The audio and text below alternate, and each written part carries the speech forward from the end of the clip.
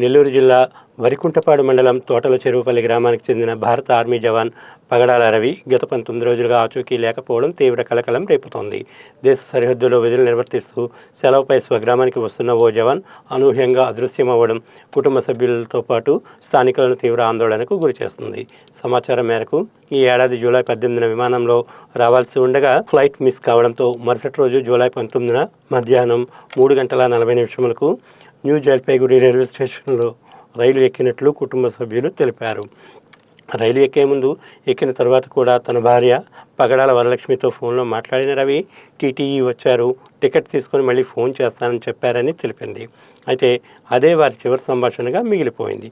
ఇప్పటికీ తన భర్త ఆచూకీ తెలియక వరలక్ష్మి కన్నీరు మున్నీరవుతున్నారు. ఒక ఆర్మీ జవాన్ సెలవుపై ఇంటికి వస్తుండగా అదృశ్యమైతే కేంద్ర రాష్ట్ర ప్రభుత్వాలు వెంటనే స్పందించకపోవడానికి కారణమేంటి అంటూ ఆవేదన వ్యక్తం చేస్తున్నారు.